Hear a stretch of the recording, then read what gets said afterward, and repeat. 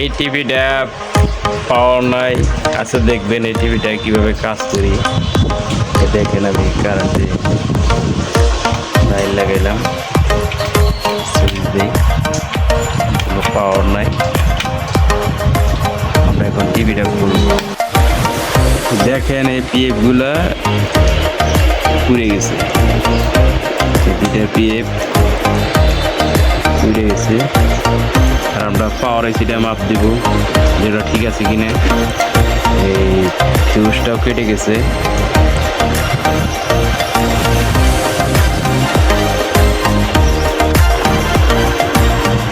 দেখেন পিএফ লাগাইছি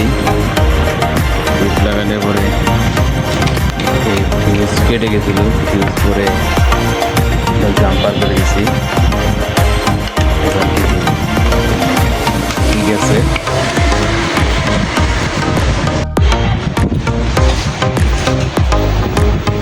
দেখেন 110 ভোল্ট